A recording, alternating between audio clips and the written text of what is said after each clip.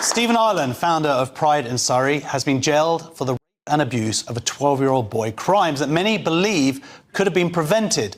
Concern about Ireland's conduct were raised as early as 2021, including warnings about his self-appointed role as a safeguarding lead, his relationship with an 18-year-old boy, actually just an 18-year-old, and him sending sexually explicit material at Pride events. Whistleblowers who tried to raise the alarm were met with resistance, bans and legal threats.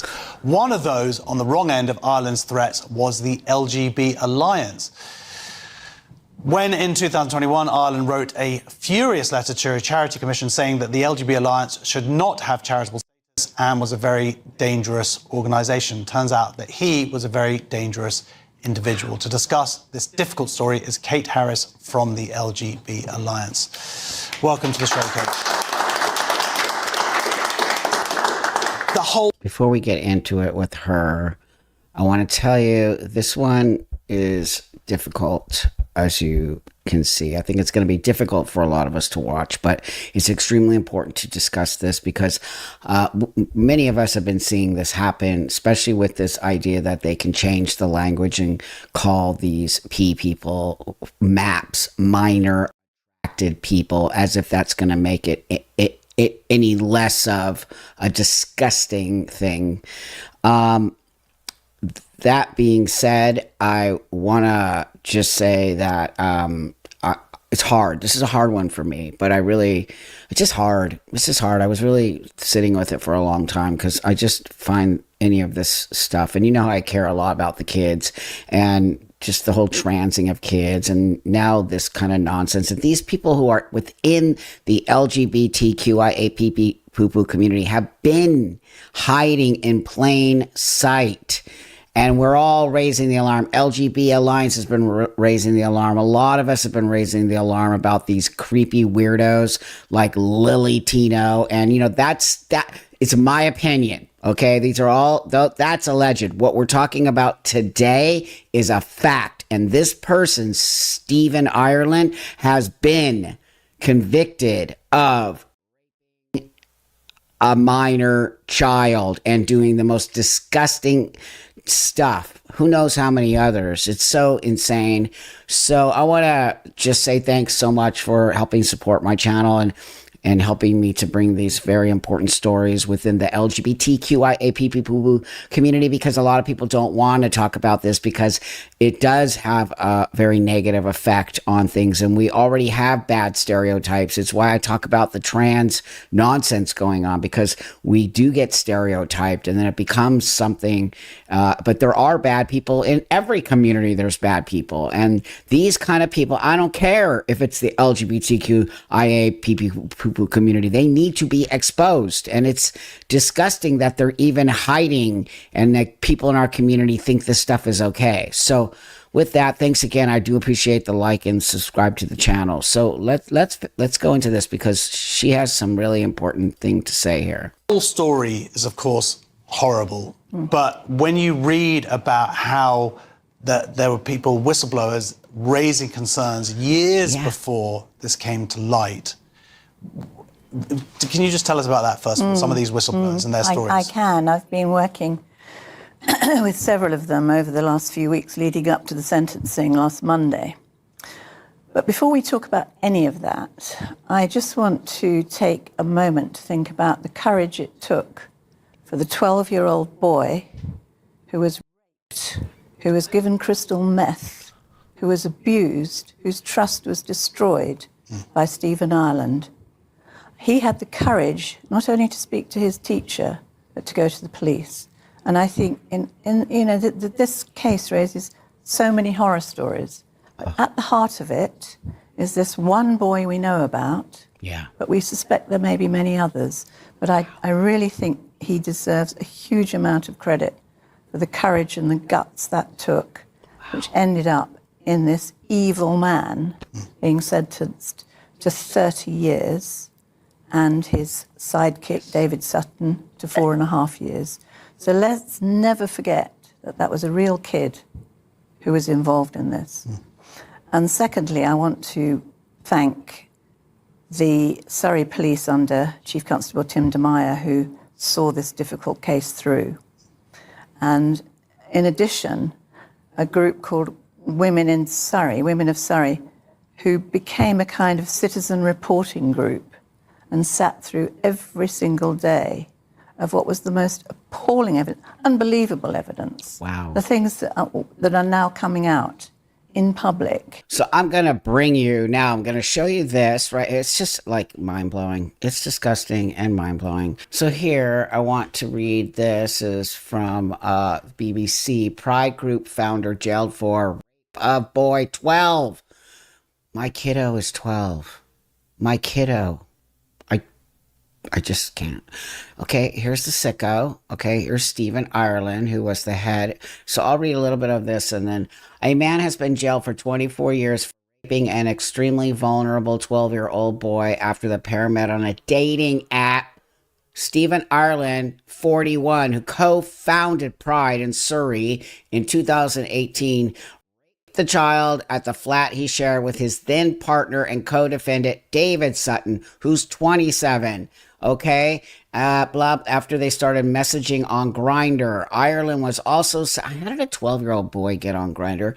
Ireland was also sentenced to a further 6 years for extended license, while Sutton was jailed for 4.5 years for making indecent photographs of children and possession of extreme images. I want to scroll down here. Here's the other dude, David Sutton, who is 27.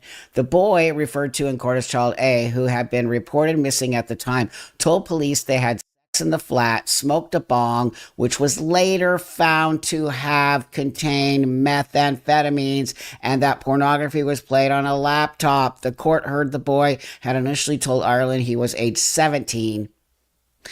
But when he later claimed to be age 13, Ireland put, okay, we just have to keep it a secret. Your response was telling, judge said, who sat in the dock dressed in a large red t-shirt and showed no emotions. Far from finding the repugnant, you found that exciting and sought to do it again, said the judge. I'll link this so you can read it because it's disgusting. The fact that the kid said they were 17, okay, but they were 12.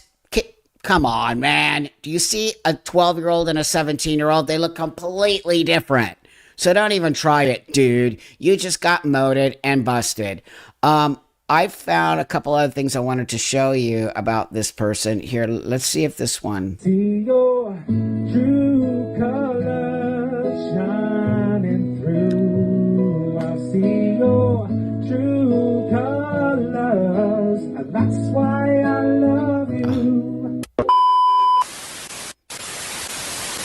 I really appreciate you joining me again today, and we've got some more news, this time from the UK. Thank you to everybody that supports the channel. This first story is from Surrey, and it involves a man called Stephen Ireland, who is the founder of Gay Pride in the area, which is a march that takes place every single year up and down the country. Himself, along with David Sutton, who is 27 years old, have been found guilty of multiple child offences earlier this year, and they have both been sentenced at Guildford Crown Court on the 30th of June 2025. Stephen Ireland, 40 years old, from Addlestone, was sentenced to 24 years in prison with a further 6 years on extended licence after being found guilty of the rape of a child under 13 years old and 3 counts of causing a 13-year-old to engage in sexual activity and a assault of a 13-year-old as well. Gross. He also faced other charges such as conspiracy to engage in sexual activity with children, arranging the commission of a child sex offence, 6 counts of making indecent images, 4 counts of distributing indecent images, possession of prohibited images, and possession of extreme prohibited images. He was taking pornographic images of this poor kid after getting him to smoke meth. And then the fact that this kid came forward, what Kate said is just incredible, that the kid had, the sort of strength to do that. I can't even imagine. I found so much shit on this dude. This is Stephen Ireland talking to a little kid. It doesn't really say how old he is, but he's talking to this little kid about the use of PrEP. And if you don't know what PrEP is used in the community to prevent HIV during sexual activity. But why is he talking to this little child right here about that? And how is that even a thing? So he's talking to a little kid about the use of PrEP. In terms of education, then, obviously we touched upon the fact that teachers sometimes could pussyfoot around the subject rather than get straight talking and to the point. But sex is something that youngsters have, people that are of age have, and onwards. Has anyone sat down with you at school or in education and said, this is PrEP and this is what it does? Just a good test. The PrEP is basically a medication that means that somebody that is sexually active won't be able to catch the HIV disease because they're on PrEP, and it stops the spread of the HIV infection. How is he having access to these young kids? Because he is the head of the Surrey LGBT Pride Center. They're everywhere, these people. They're hiding in plain sight. It's so disgusting and gross, and it makes me so mad that these people have infiltrated our community. I just think it's so upsetting on so many levels. We've really pushed that's why I told you kids shouldn't be in trans spaces or everything in the LGBT community is for adults. But here we have prides with all these things, and here it is. It's literally falling. It's because we let these people in under the guise of this is a sexuality. Now, is now considered a sexuality. That's why they renamed it MAPS. Okay, so because I have this. And I'm a licensed professional counselor and sex therapist in Erie, Pennsylvania. And I want to talk about minor attracted persons because they are probably the most vilified population of folks in our culture. You may have noticed that I'm using the term minor attracted persons, sometimes abbreviated to MAPS, instead of the more commonly used term. Wow. And I'm doing this because the term has moved from being a diagnostic label to being a judgmental, hurtful insult that we hurl at people in order to harm them or slander them. These people are so sick. This is a sex therapist, okay, trying to cushion. It's an insult to be called a. Yeah. Look, let me say something. It would just be horrifying to have that. I think most definitely it needs to be studied. What is up with that? It is sick. It is not okay. The person is mentally ill. It's not a sexuality, in my opinion. Okay? In my opinion, it is not a sexuality. These are children who cannot consent to sex with an adult. So, no, it is not a sexuality. No, it is not okay.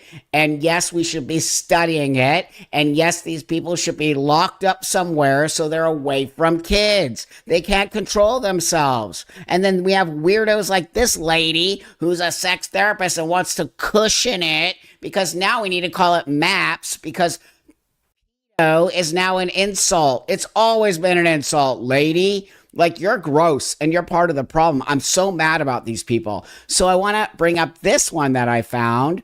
I'm trying to show you how this, so beginning with this Stephen Ireland dude getting busted and for doing this stuff, and we don't even know how many other kids, right? So then, kids they're accessible on the internet to these people. So remember, found him on Grindr, 12 years old. And now, as I'm showing you this, I want to show you how now it's sort of, these weirdo people want to add it to the LGBTQIA community so that it becomes normalized. Remember before I showed you that lady who was talking about sexual and how they try to normalize these behaviors. So this is the same thing. They're trying to normalize this deviant, disgusting behavior. So as two adults, I don't care what you do. Lick each other's feet and bounce down the street as a beach ball, like I told you before. I don't really care. Those are two consenting adults. But you keep children out of this. And so I'm sort of trying to create a story here for you. And I know I'm all kind of yelling because I'm just so god dang mad about this whole thing. That's illegal. Well, I just don't believe we should be shunning those in our community that have desires to engage in a romantic relationship with someone in a drastically different age group. Oh my God.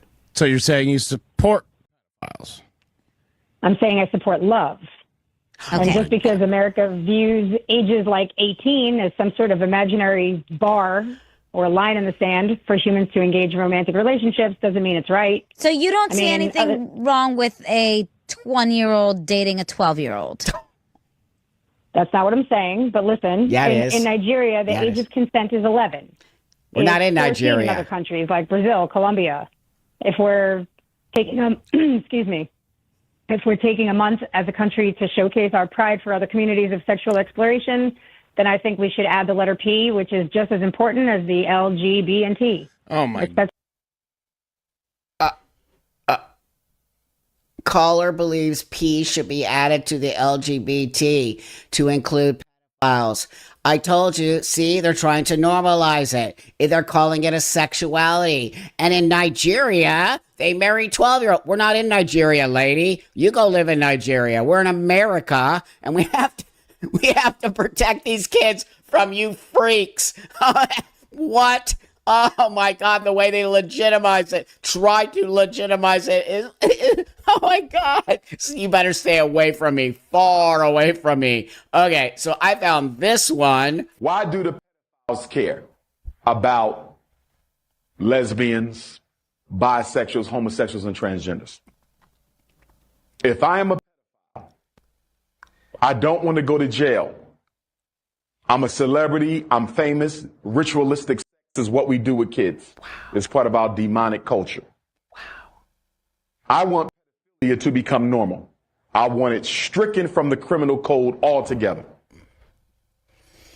I'm going to push LGBTQ because if a child is old enough to decide I never want to have children, take my testicles, take my ovaries. If an 8, 9, 10, 11-year-old child is old enough to make those 3 decisions, how can you argue that they're not old enough to decide to have sex? The argument of the pedophile is going to be backed up by this LGBT crusade against our children because in their sick minds, they are rationalizing the argument before the courts. Wow. If he's old enough to say, I don't want my testicles, if she's old enough to say, I never want to have children, if he's old enough to say, I want to live my life as a girl, if she's old enough to say, I want to live a life as a boy and I don't care about having kids, and she can say this at 12, is she not also old enough to decide when she's ready to have sex? That is going to be the argument that the pedophiles are going to take into court. LGBTQ is the mask the pedophile movement wears to get their agenda pushed. Says it all right there. You see what's happened to the LGBT community? Crazy people. Crazy.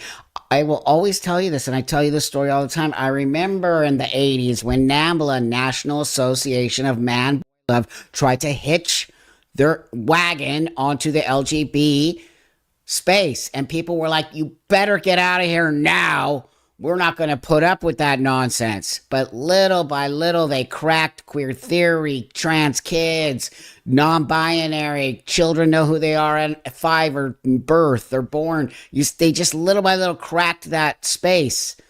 And now calling it MAPS, this dude just said it all. And I'm ashamed to even be a part of a community that would do this to children. It's sick and twisted and not what actual LGBT people are. These people are twisted weirdos. And I know, I can't even get the words out because I want to say so many things that will get me shut down that I can't. I don't even know if I have to bleep out the thing here because I don't even know if I found these videos on YouTube, so I don't know if I have to bleep this out or if we're allowed to say the word now, even though it's an actual word. And we need to be able to say these things. We need to have these conversations. I found this, which I'm leaving you with this because this blew my mind. And at first I didn't think it was real. I thought it was one of those sort of, because you can't tell the lines between reality and non-reality, right? Or like just kind of making fun of are so blurred now, right? Reality is blurred. So when I saw this, I really was like, no, there's no way this is true. Camp for pedophiles in Vermont is incredibly disturbing. So this is the MAP camp, or Minor Attracted Persons Camp, which is the name that pedophiles are trying to use to escape the stigma. So last year, somebody in Vermont discovered this event page online, and what they found was absolutely disturbing. Apparently, this camp for pedophiles was held September 19th through September 22nd of 2024, and they wouldn't reveal where they were camping. But this was a huge group of pedophiles camping alone in the woods, and some people said that this was happening in near proximity to a school. So on their website, they listed potential risks. They're talking about normal camping risks here, but then they said exposure to pedophiles and other weirdos. And also common risks with hiking and other outdoor activities. This is from their actual website. Blisters, getting lost, insect bites and stings, heat exhaustion, falling, tripping because you were distracted by a sexy minor instead of watching where you were going. No sexy children around to look at, a common problem when hiking. So obviously nobody would want this event near their hometown, especially near a school. And this turned into an entire storm in this small town in Vermont. They held community meetings with leaders from their town. Campgrounds denied that they allowed these people to camp out there. But according to this group, or from what we could find online, it did happen. And it might happen again next year. And this just goes to show that the normalization of this stuff is never okay. In my opinion, deserve the stigma, especially the ones that actually harm kids. So I was like, what? That just seems totally like bull crap. So I'm like, okay, I did a little searching on the internet, and what did I find? I found this. And this says, Vermont Daily Chronicle, state police investigating social media claims about Vermont pedophile map gathering this weekend. This has a, let me see if the audio plays. State police investigating social media claims about VT pedophile map gathering this weekend. By Guy Page, Vermont Intelligence Center, fully involved in evaluating social media reports. The Vermont police communicated on intense local, state, online social media buzz about maps minor attracted persons gathering reportedly scheduled to occur in Washington County beginning on Thursday, September 19th. Minor attracted person is another term for a pedophile. The social media posts have named 2 Washington County individuals as playing a role in the reporting gathering and also have speculated on the location. VDC is withholding these names and other details as neither the event nor the September 19th event have been confirmed. A website promoting Washington County map event was taken down from the internet. So it was taken down. Doesn't that seem like guilty, right? There's a lot. I'll put this here so you can read it. VSP is unable to monitor events or groups that engage in activities that courts have ruled are protected by the First Amendment, regardless of the views those groups express. If we receive reports of criminal contact, so I guess you can have a website that talks about this because you get to have freedom of, what is it? Freedom of expression, which is insane to me because these are children. At today's noontime press conference, VDC asked Governor Scott if he had any updates on these reports. He passed the question along to Vermont Department of Public Safety Deputy Commissioner Daniel, who said they have heard conflicting reports. Okay. The challenge, of course, is that no laws have been broken. Okay, so I guess you can talk about this. The Vermont Intelligence Center is fully involved, aware of all open sources. We will be prepared to protect the safety of all citizens. Wow, just so it's real. It's actually real. That thing. They took it down. So to me, when you take something down, doesn't that kind of insinuate a little bit of guilt, something, or you don't want people to see? Oh, wow, you guys. What a hard, difficult, insane story that was. And I just showed you that these people are here and they are infiltrating the LGBTQIA poo community. We all have known it. We see it. It's in our faces. Yet they're, I guess, protected by the First Amendment, which is actually insane. I guess you actually have to rape the child or the child before you get arrested, which just seems like what? What? Shouldn't you want to prevent that? So with that, thank you all so much for supporting the channel and helping me to bring these important stories to you all. And let's get rid of these psychos and these gross people who are totally destroying this community that once was about just adults living their lives and not hurting other people and just finding space that we could not force you to take on our own beliefs just like everybody else and move forward in our lives. Hey everyone, welcome back to the channel. And today we're gonna talk about this this feud, another feud. This feud is between Riley Gaines and Simone Biles, who are both obviously, well, not obviously, maybe you don't know, but they're very, very, very high-ranking female athletes. And Simone Biles went after Riley Gaines. And so let me bring up Riley for this. Actually shocking.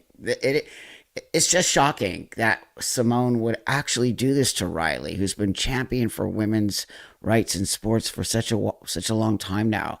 Doesn't make sense to me. But let me play you this video. Yesterday, Simone Biles, the Olympic gymnast, the best of the best, bar none. There is no one else even remotely in her league in women's gymnastics. I guess in an attempt to be inclusive and virtuous, decided to sell out all women and girls who have dreams to achieve and to succeed, and to specifically personally attack and body shame me. She tweeted this out of the blue, like this came out of nowhere, and she said, "Riley, me, you're truly sick, all of this campaigning because you lost a race." First of all, if she's insinuating I lost to a man, I've lost several races in my career, duh, that's part of being an athlete. But if she's saying I lost to a man, that's factually incorrect. We tied, besides the point. Straight up sore loser. You should be uplifting the trans community and perhaps finding a way to make sports inclusive or creating a new avenue where trans feel safe in sports. Before it goes on, I just want to say this one thing here. Wow, really, Simone? Wow, out of nowhere, she just did this. Literally out of nowhere. She just came after Riley and supporting trans people. Now, before I finish with Riley here, that part that Simone just said, you should be uplifting trans voices, and well, first off, wait, you see what Riley says, but secondly, and you should be creating spaces for them to be able to compete in. Okay, so let me show you this. And all of these women actually are friends of mine. And this person here, this is my friend Sal Grover, who's also dealing with a bunch of nonsense in Australia and the whole same thing. And this is what she said in regards to this. She said, a trans category in swimming was created. None of the men claiming to be women entered it. And it actually is, there's a whole article on it, and I think it was I think it was Mail Online or one of the papers from the UK maybe that said it. I'll try to find it and put it here, but if I don't,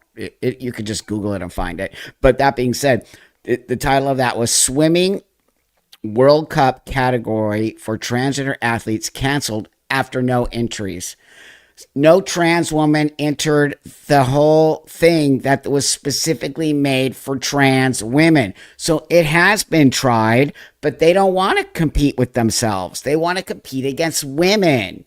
They don't want their own space. They want the women's space. It's so obvious and so clear. So, you know, Simone should kind of maybe do a little research before she started trying to rip Riley a new one. Riley's been working very hard. Let me get something straight. It's my job. It's the women's job. This is what Simone Biles is saying. It's the women's job to find a way for the men's feelings to be validated, for their identity to be affirmed. That's not my job, actually, at all. So to say I should be doing this is insane. If she wants to use her platform to uplift men and women's sports, then by all means, but it's certainly not my job, and I don't believe it's the job of any woman to do this.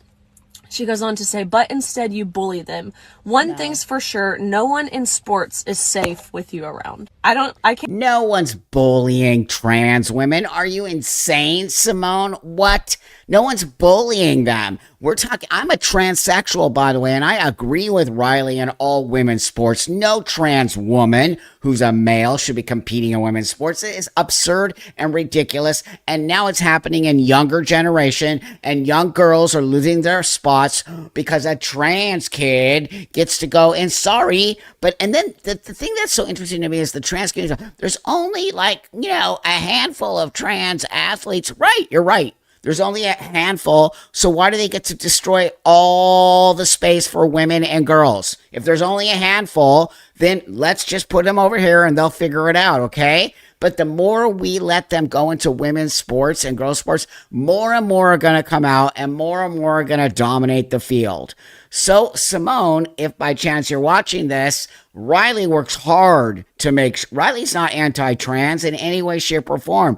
Riley is speaking facts, okay? And it is so absurd to me that another woman would say that to another woman.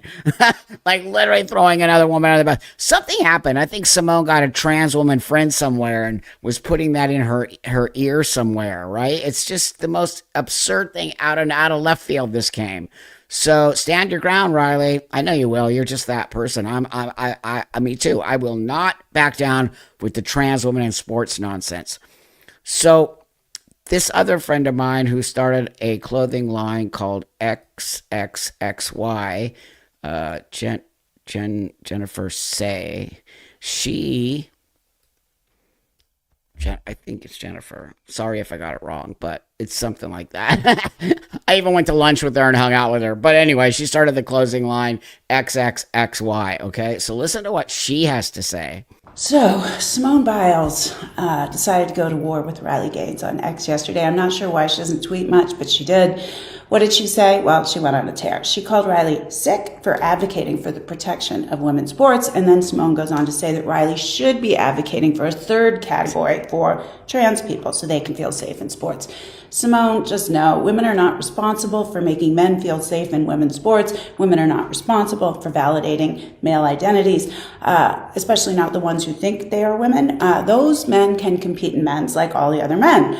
You know, there's a reason why men's gymnastics events are different than women's, right? There's rings, there's pommel horse, because men have greater upper body strength. They are stronger. That's why they're separate categories. Then Simone... This is what they always use this argument in the trans activist space. That's why little kids need puberty blockers so that they won't have upper body. Yeah, but then they're going to have a hell of a lot of other physical and mental problems where they won't even be able to compete because their bones are breaking and they can't function right and they're all like all over the place. So it's... There's no argument here. You cannot argue this factual situation. It's just ridiculous. Then Simone goes on to body shame Riley, which is really a low point. Nice supportive women, Simone. Riley is a perfectly normal sized woman at about 5'5". Yes, she is short for a swimmer, at least for an actual female swimmer, unlike Will Thomas, a man who is well over 6 feet tall. Look, I was a gymnast, not a bad one, not a great one. I was a 7-time national team member and the 86 national champion. No candle to your achievements. Certainly, you are the GOAT. There is no doubt about that. I was the first elite gymnast to speak out about abuse in the sport way before it was safe back in 2008, and the entire community turned on me. So I am grateful for your voice on this matter. And I've heard Riley defend you over and over as the GOAT when others have torn you down, despite the fact that you don't have the same politics, because Riley is an honest broker and a good person.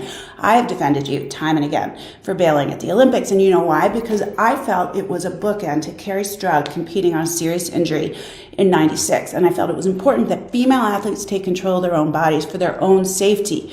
I've had the twisties. I know what it's like, but you know what? You are no hero. You are pulling up the ladder for the female athletes. That somebody of her statue, of Simone's statue in athletics, and all these little girls look up to her, would say something so out of left field like this. It just, something's not right about it. I'm telling you, I just feel it's so bizarre for her as such a high-ranking. And I went to the comments on X of this thing. People were tearing her apart left and right. Oh my God, she must be on some level, I think she's might be. I hope she is regretting what she posted. Came after you. And since you made it personal and nasty with Riley, I am going to say it. Why didn't you stand up for Rachel Den Hollander and Jamie Dancher when they first spoke up about Nasser? They got torn to shreds. They were demonized as liars and grifters, and you said nothing. You waited. You waited until it was safe. You didn't say anything publicly until after Nasser was sentenced. You let hundreds of girls twist in the wind. Look, I don't think anyone has to. Oh, she just got moted. You know, whole that story. I should do a whole story on that because it's just so insane of the coach that was totally doing all that stuff. And then the girls kept, of course, when you're the first ones to attack your own community and say this is like thing, you get nailed. You all know that. You watch me get nailed and Blair and people who speak outside of the community nonsense are not afraid to tell the truth, right? So, you know, and then Simone eventually came out, but all these girls were coming out and talking about this stuff, and Simone never said anything. I think anyone has to come forward about abuse until they are ready. But if you're going to tear my friend Riley down for standing up for women, for their right to compete safely, then I am going to raise it. You let those women get torn apart, those other gymnasts. You could have stopped the bullying instantly with your credibility as a world champion and Olympian. But you didn't do it. You let those women get destroyed. So you may be the GOAT as a gymnast, but you are no hero, not to me. Oh, and there it is, friends. And there it is. They're all coming after Simone. I personally think it's disgusting that she publicly posted that. If she had an issue with with Riley, she should have just maybe wrote her a personal note or said something. This is why I hate the effing internet, man. You know, the divide is happening on so many levels, on so many spaces.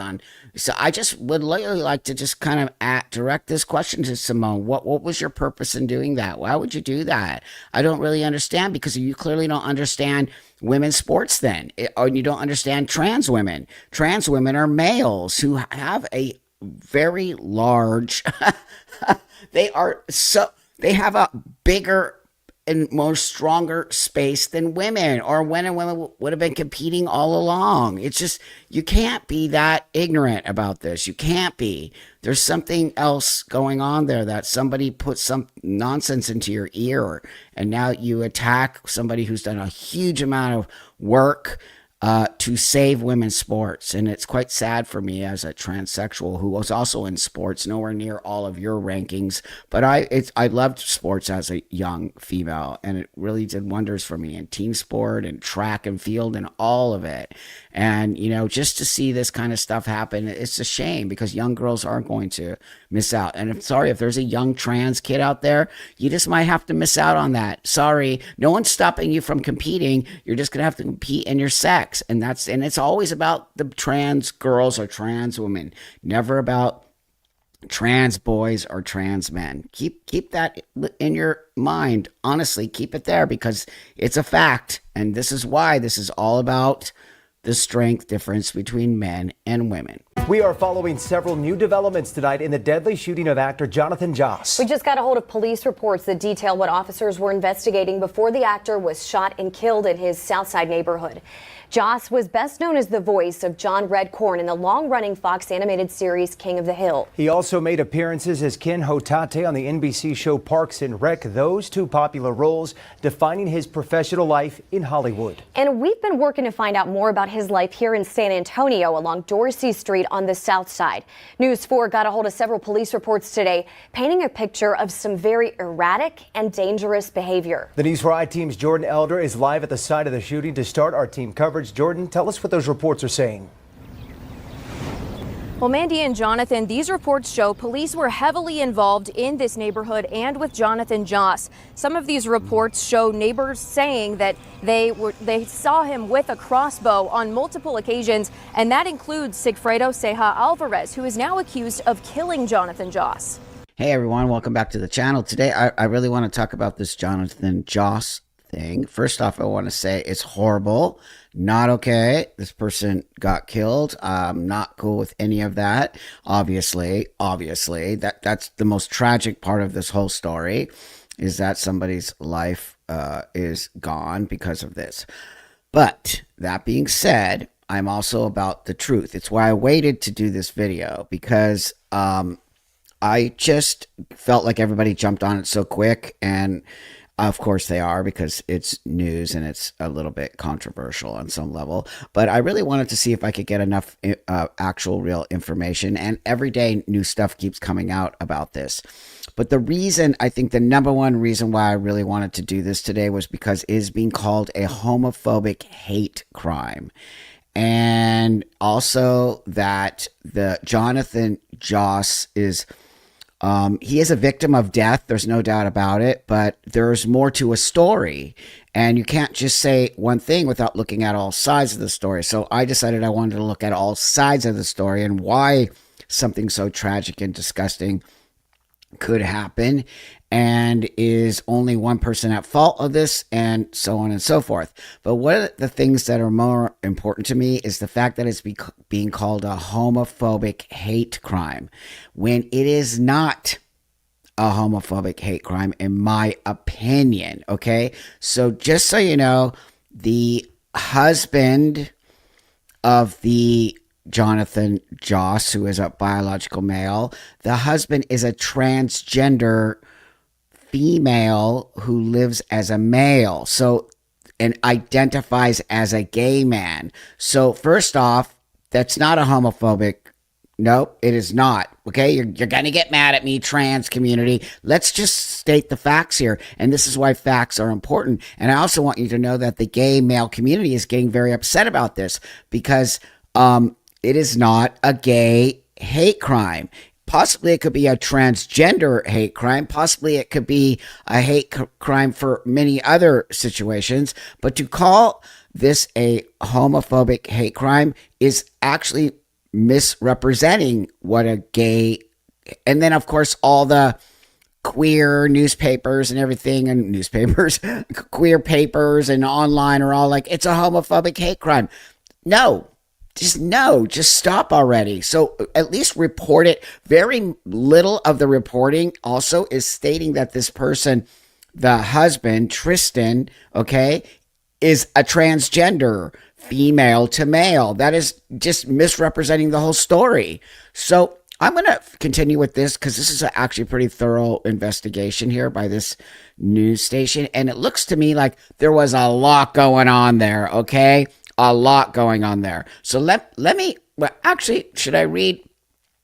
Well, let me do a little bit of this first. Jonathan, these reports show police were heavily involved in this neighborhood and with Jonathan Joss. Some of these reports show neighbors saying that they saw him with a crossbow on multiple occasions, and that includes Sigfredo Ceja Alvarez, who is now accused of killing Jonathan Joss.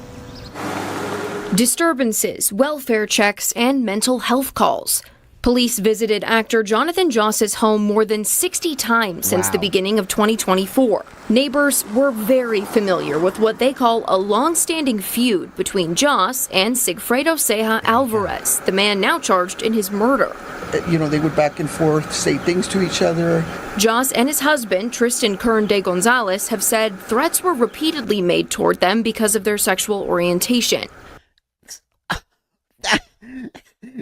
You see, they keep doing it. His husband is sexual. So anybody who doesn't know anything about the LGBTQIA people community is just going to make some assumption that that's an actual female who identifies as a male, who now identifies as gay. So let's just, this is why it's just upsetting to me that we're not reporting these things properly, okay?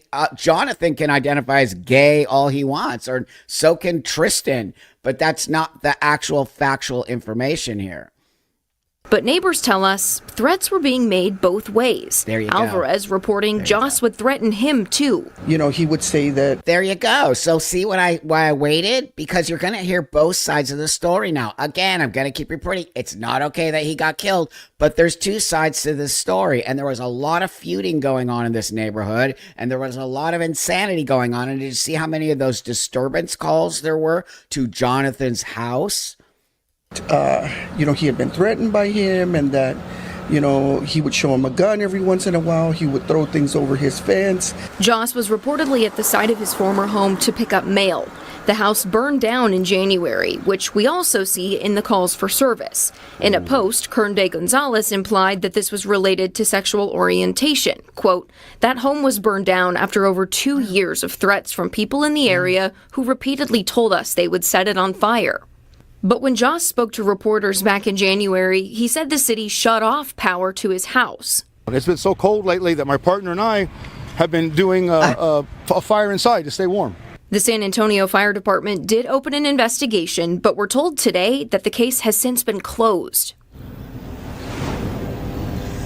We've requested the documents from that investigation, and we've asked the fire department if they can say for sure whether that fire was arson or if it was accidental. Well, hold on. I want to show you something right now because I found a video of Jonathan totally admitting that they actually burned their own house down by accident. Okay, so here we again so watch this. I had 4 neighbors basically say that my house is not worth living in.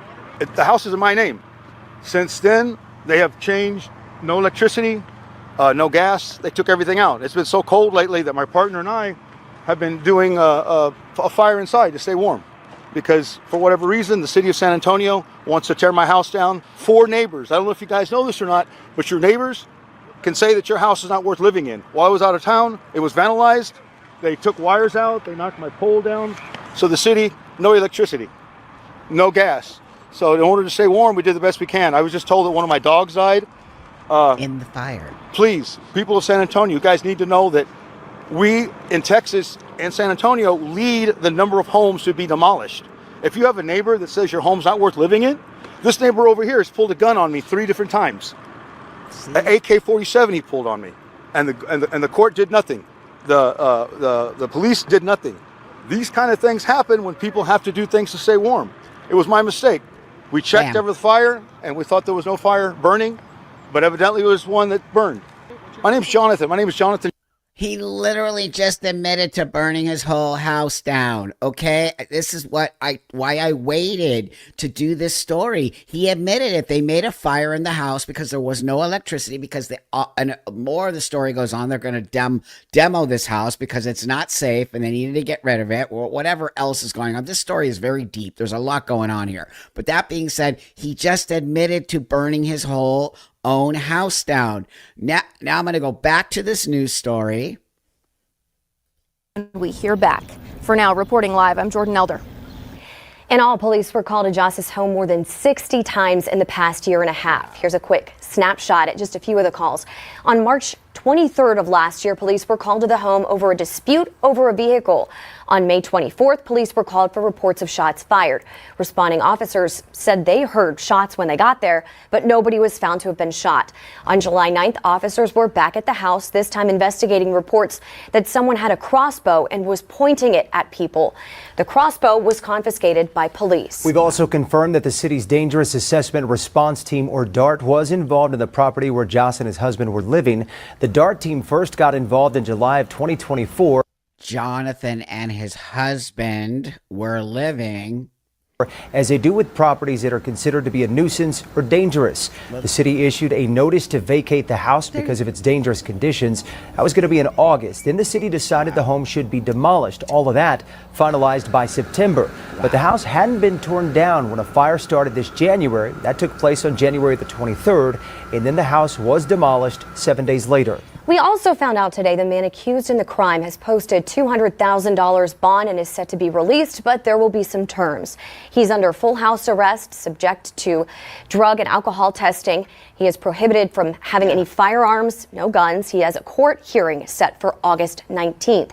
We've also uncovered new audio from the day of the shooting in which Joss died. That audio and video coming from a security camera at a home along Dorsey Street where that shooting happened. Take a listen.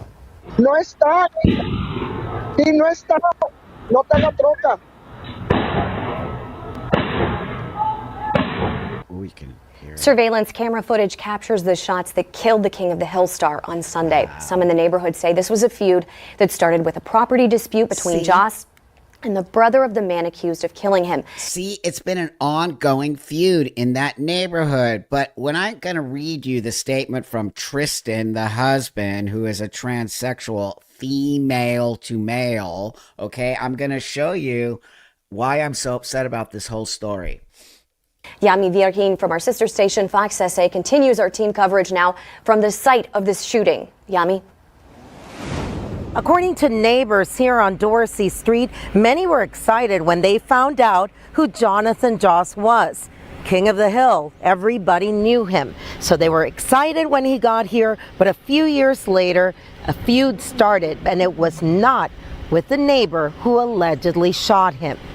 This has been going on for years. I think it's just two people that I guess couldn't stand living next to each other for whatever reasons. This neighbor who... Haven't you ever had a bad neighbor? I have. I have. I think pretty much we all have. So to me, that just happens. People feud in neighborhoods for dumb reasons. So the story gets thicker. Asked not to be identified out of fear for their safety, says the argument over the fence line was between Sigfredo Ceja's relative who lived between Jonathan Joss and Ceja. But they tell us the feud then grew between Ceja and the King of the Hill star. They both had their part in it, and it just escalated, and somebody, went and hurt the other, and it shouldn't have happened.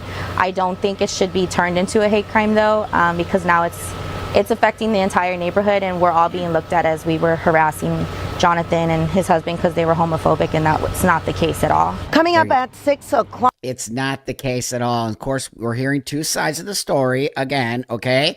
But the neighbors are saying that's not true. We're not homophobic. And it does actually kind of suck when you get called something that you're not. So as the story unfolds and we're getting all sides of the story, the most important thing I'm going to keep going back to is it's not a homophobic hate crime.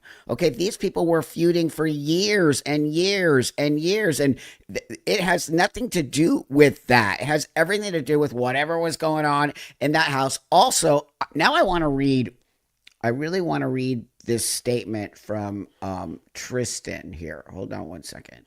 So here's the statement that was released by Tristan, the husband, who's a transsexual, who's a female, okay, identifies as a male, says, statement from Tristan Gonzalez, husband of Jonathan Joss. Okay, this is immediately after the accident happened, okay, or the shooting, whatever you want to call it. Okay, so my husband Jonathan Joss and I were involved in a shooting while checking the mail at the site of our former home. The home was burned down after over 2 years of threats from people in the area who repeatedly told us they would set it on fire. We reported these threats to law enforcement, but that's not what happened. Jonathan admitted to lighting his whole house on fire. This is why I don't trust that this person is being honest, because they're already caught in a lie. Okay, they're caught in a lie that they're a gay man. They're not a gay man, and they're caught in a lie that the neighbors burned their house down, when that's also not true, according to Jonathan, who actually said they left the fire on. Okay, so throughout the time, we were harassed regularly by individuals who made it clear they did not accept our relationship. Much of the harassment was openly homophobic. Okay, so that's coming from your side of the story. The neighbors are saying that's not true. Okay, when we returned to the site to check our mail, we discovered the skull of one of our dogs and its harness is placed in clear view. If you also go back to the interview with Jonathan, he stated that their dog was burned in the fire that they accidentally set by trying to keep warm in the house. Okay, I'd like to know more about that. Actually, I'd like to see proof of that. This caused both of us severe emotional distress. We began yelling and crying in response to the pain of what we saw. While we were doing this, a man approached us. He started yelling violent homophobic slurs at us, and then he raised a gun in his lap and fired. Okay, that's coming from Tristan. That was the first sort of post that was made by Tristan there. Now, the next thing I want to bring up that I found that I think is very important is this. This is Tristan, the husband, who is a transgender female to male, okay? Tristan's interview after all this happened. Now, this is also very interesting to me. Right now, with you speaking out, what do you want our viewers to know? Well, first off, I do want to just say thank you to everyone in the community who has shown so much support and so much love for both Jonathan and myself.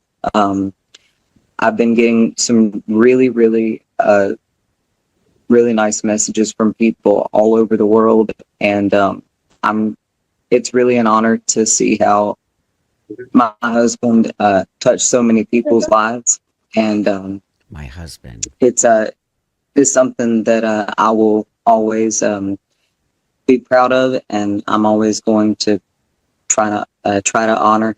I also want people to understand that this was a hate crime. Okay. Jonathan was killed not only for being in the LGBT community, but also for being an Indigenous man. And Indigenous people are murdered. Wait a minute. Wait. Now it's getting. Oh, you know, this is why people just don't care about stuff anymore. Because when you just start making it more than what it really is, how do you know he was killed because he was an Indigenous? Most of the people in that neighborhood, okay, are, it seems to me, Latino who are coming from native space. On what? How is it now a Native American Indigenous killing? You see what's happening here? This person who is also, first off, lying about who they are, okay? Secondly, now making it into a whole other, that it's Indigenous. Oh my God. I'm appalled and disgusted by this. And go missing at a really high rate. Yes, this is true. A lot of stuff happens in the Indigenous world. There's some great documentaries about that, especially Indigenous women. You should really look at that stuff 100%. But stay on topic here. Now you're going way off. In this country, but they aren't given enough, not nearly enough media attention. So I do want to continue to speak out on that because that's one of the causes that Jonathan was really passionate about.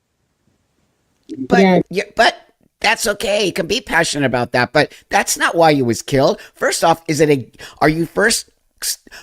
you're saying it's a homophobic gay attack because you are gay men lovers, which isn't true. So people are not going to believe you now. You see what's happening here? And now, secondly, now you're talking about he also got killed because he's an Indigenous. Wow. Just wow. Yes, indeed. And,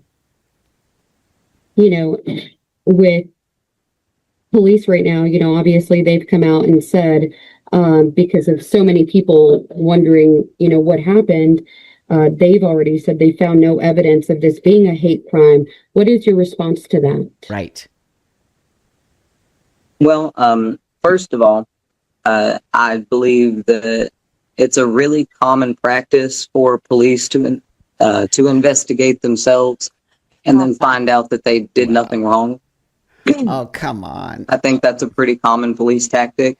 Yeah, I remember back in the day, things like that, but I think things have changed, in my opinion, Tristan. Things have changed a lot when it comes to gay rights. Thank you to all the gay elders in the community who fought for our rights and gave us rights. So, yeah, police, for sure. There can be some corruption on every levels of every community, just so you know. And I'm holding that community called the transgender gay community. I'm holding all you responsible for not correcting the media when it comes to this idea that this is a gay hate crime. As far as for the SAPD themselves, they're just trying to cover themselves because for, almost 2 years, longer than that, Jonathan and I tried to go through the proper channels, make the reports, and nothing was done or taken seriously. I just watched a whole news report that there was like 60 events happening at your house, not at the other neighbor's house, but at your house. Okay. So, they never cared about my husband while he was alive. What? So I really don't expect them to do much now. But first and foremost, I think that they are just trying to cover up the fact that they did nothing after repeated pleas for help. But that's not true. There is not one police report that says there was homophobic attacks on you guys. I looked. I actually looked. I didn't see anything that said this was homophobic. We were being, all of the complaints were neighbors, you two fighting with your neighbors. It was never about being gay or being trans none of the reports said that. How come all of a sudden you're saying all the report? This is why I won't tolerate that. It is not okay. Homophobia, transphobia, all of it. It's not okay. But I'm not going to be a part of something, because when you lie about stuff like this, people will eventually not care. Okay, they won't care about gay people's attacks. They won't care about real transphobia, because when you just keep saying lies over and over and over, people are going to call you on your stuff and be like, oh, so when it really happens, are they actually going to believe you? So gay men are getting pissed off about this too. I want to show you this. This was on X, and I saw a lot of gay men saying stuff like this, which I found to be of course they are. Of course they are. It says, Jonathan Joss was not a gay man. He did not identify as gay and never dated males. Though actually I did see a video of him at the in the Austin, Texas, at some event where he actually verbally said, I'm a gay man. I did see that. His spouse was born female, transitioned after they had married, and is now trying to affirm her identity using his death. This is not a homophobia. She is not a gay man, and neither was Josh. That's what I'm trying to tell you. Like, gay men are getting pissed now because they're also being misrepresented. It's like when you say men can get pregnant. It's a misrepresentation. Why are you, Tristan, not just saying you're transgender? Okay, why are you not just being openly? Now, how do I know Tristan is transgender? Well, because I found it written in the paper called The Independent, and right here, hold on, let me bring it up for you. It says right here, Kern de Gonzalez, who described himself as a transgender man, pushed back forcefully against the SAPD's assertion that their background didn't play a part in the killing. Okay, so right there in black and white, it says that they identify as a transgender man. So that means they're female. Okay, just so you all know. So I think there was one last thing I wanted to show you here that I think is very important. Again, I'm going to keep going back to this, okay, because it's a very important part of this story. Fire crews reportedly responded to the home in the 200 block of Dorsey Drive around 1 p.m. Thursday. By the time Josh and his partner returned just before 2 p.m., the uninsured resident, okay, was a smoldering loss. Residence was a smoldering loss. I told them it was my fault, Josh said. Very easily it could have been started because of my stupidity. So I'm going to just keep going back to the fact that this partner of his, okay, who claims to be a gay man, is not a gay man, okay? They identify as a gay man, and as we know, you can pretty much identify this is not a gay hate crime. Okay, we don't even know exactly what happened between those two until we get all the understanding of it. But as far as I, first off, am concerned, I never saw any reports of any of that happening. Okay, we don't know what was actually said because you have to. It's Tristan's word against against the other person who shot him. Okay, until we see that, we need to know. So, thirdly, and most importantly, they are not a gay male couple, okay? Period. So that does not make it a gay hate crime. That person is a female who identifies as a male who is a transgender. If anything, it could be a transgender hate crime, but we still don't know what all of that happened. This is what I'm going to leave you with. You got to be careful because one media side, and as far as I'm concerned, it's more of the leftist side, is really painting a picture of homophobia without in any way stating the factual information here. And for somebody who belongs to a community for many years, this is the kind of stuff that hurts us. When you lie and deceive to the public, they will no longer support you, i.e. pride. I mean, come on, man. It's horrifying that this man is no longer with us. That should never happen. That is not okay. I am not cool with any of that. But what I'm also not cool with is lies and deceit around what the actual truth is. The truth is going to come out. You watch. It's all going to come out. And then I really want to see how the left media actually comes and apologizes for reporting this as a gay hate crime when other things were happening in this. And Tristan is not a gay man. Tristan is a transsexual female. And I'm going to keep saying it, just like me, okay? Just like me.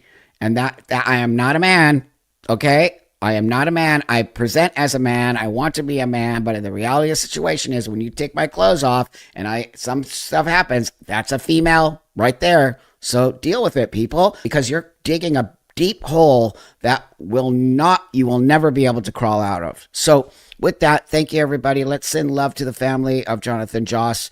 And hopefully, things like this just stop happening. It's horrible when people get into these kinds of situations and disturbances in neighborhoods and they get all crazy with each other and, all that. So, okay, with that, have a great rest of your day. And thanks so much for watching and subscribing and really helping this channel grow. I appreciate you all very much. And I'm going to put a post and see what different kind of videos you might want to see from me. Okay. So thanks. Talk to you later.